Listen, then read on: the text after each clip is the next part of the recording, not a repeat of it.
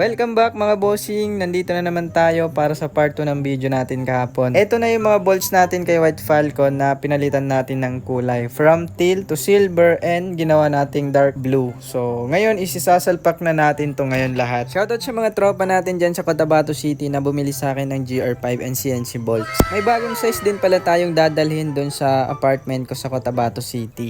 Isasalpak na ni Dato Nick, guwapo. Ano man yung mga kulang natin dito sa bolt natin na to is kukunin natin sa shop.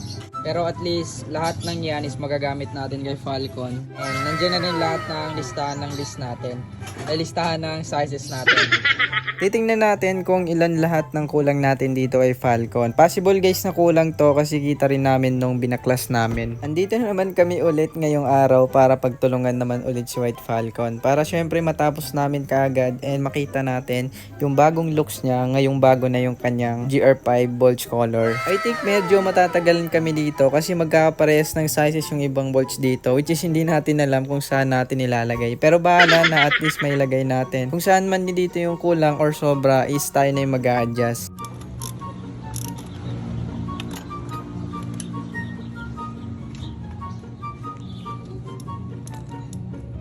Habang di pa kami tapos dito, shoutout muna kay Bossing Nard and syempre sa tropa na nagpapa-shoutout sa atin. Sa mga gusto magpa-shoutout guys sa next video natin is comment down below. Mas better na ilagay nyo rin kung taga-saan kayo para ma-shoutout din natin yung lugar nyo. Binibilisan na namin and sinasabay na rin namin nilalagay yung mga fairings para mabilis natin siyang matapos. Kasi after natin tumasalpak lahat is gagawan pa natin siya ng review kung magkano yung maubos natin sa buong set ng Aerox version 2. Kagaya ng mga bolts natin kay Falcon kung gusto nyong lagyan hanggang sa ilalim. Pero kung sa ibabaw lang or yung labas lang ng mga bolts nyo, syempre mas mababa yung mauubos nyo. Marami-rami na rin guys yung nalagay natin. Yung natin dito naging dark blue na. Tingnan natin kung magkano yung ma-add natin dito sa mga kulang. Like nito, mapapalitan din natin. Dito okay naman siya, pero dito kailangan din natin palitan. Ito na yung mga additional natin na bolts. Dito ko na kinuha sa shop.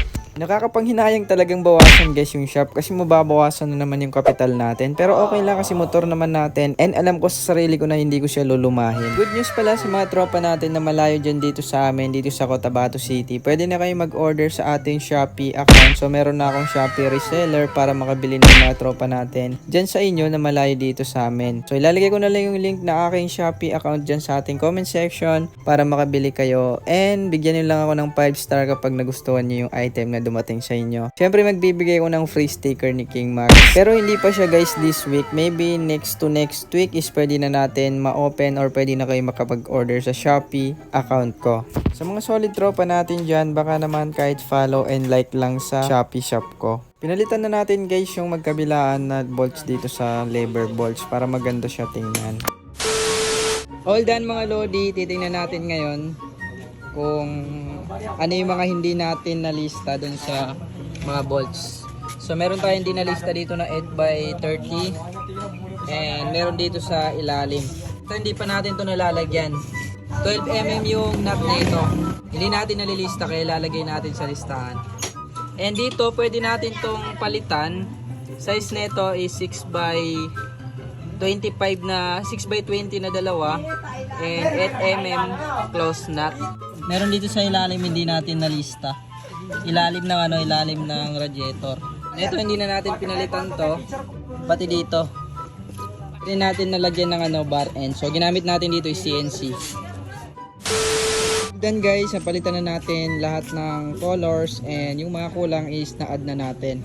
Titingnan natin kung ilan ba yung mga kulang natin dito, yung hindi napalitan and yung mga na-additional natin para dun sa kinulayan natin kahapon. Una, sisilipin natin muna dito sa loob. Ayan, complete na yan. Meron tayo dito ang mga screw bolts and dalawang body bolts. And then dito naman sa battery, so 6mm open nut, dalawa and screw nut. And 4 na screw dito para sa cover ng battery. Dito tayo sa fairings. Meron tayo dito, kompleto na. Ayan. Yung mga body bolts natin. Ayan. Titingnan natin lahat. Body bolts meron na rin doon. Meron dito. check natin lahat kung kumpleto ba. And meron din dyan sa loob. Sa likod, meron din. Pati dun sa kabila. Ayan, kumpleto.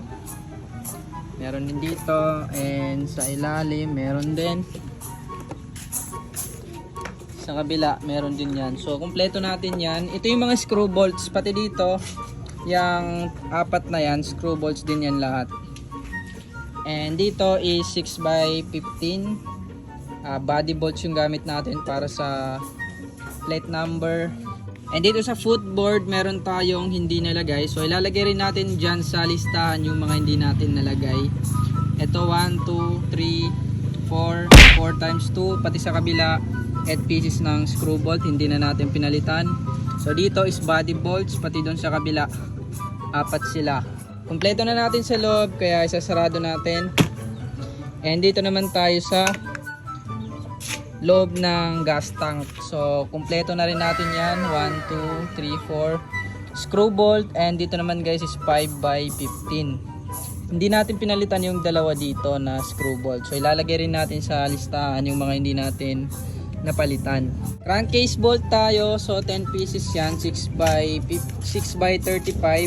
Nilagyan ko lang dito 10 pieces yung lahat ng makakabit dito. So dito naman guys is para to sa airbox natin. So since wala tayong airbox, hindi na natin sila lalagyan ng bolt. So pwede na to lagyan ng bolt. So ilalagay natin dito is 6x15 in case na lalagyan pa rin natin dito.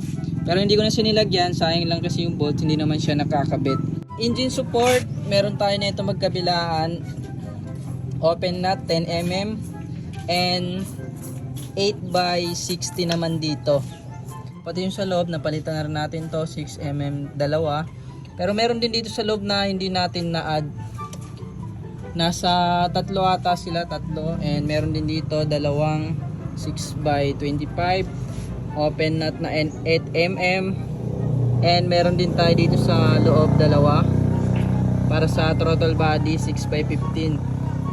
And dito naman sa gearbox natin, meron tayong 1, 2, 3, 4. Isa dito is 8x30 and 8x45 na tatlo. So hindi natin to napalitan ng kulay. Nakalimutan kahapon. And brake arm natin, set na yan. So dito naman 8x30, pati sa taas, dalawa yan sila. Pati yung sa kabila, 8x30 yung size niyan. Swing arm and pipe naman tayo. Ayan, meron tayong kumpleto na rin dito lahat. 10x60 and 10x40 yung bolt dito hanggang sa swing arm. And dito 5x15 na tatlo and isang 16mm na close nut para sa rear nut natin. And meron na rin tayong gear, engine oil cap. Radiator naman tayo, nilagyan na rin natin lahat. 6mm yan lahat. 1, 2, 3, 4. 5 yung salaya head and dalawang flat head. Engine support sa likod, kabila, kumpleto na rin yan. Pati pala sa ano natin, sa pipe natin sa loob, eto, palitan na rin natin yan. Meron din dito hindi na palitan kasi hindi na natin nakita or masyado talagang loob, kaya hindi na natin pinalitan. Meron din dito sa magkabilaan, so nabanggit ko na to kanina. Visor bolts, meron na rin tayo, complete na yan, 4. And lever bolts, meron na rin.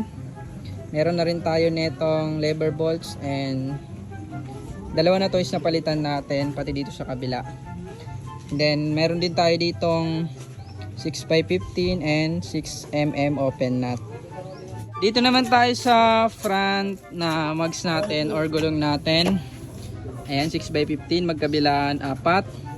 Ito 6x15 din to guys. Pwede kayo gumamit ng flat head and salaya head. So mas maganda guys tingnan yung salaya head, pero syempre mas mahal pa rin. Okay, so hindi tayo nakapagpalit ng lever bolts.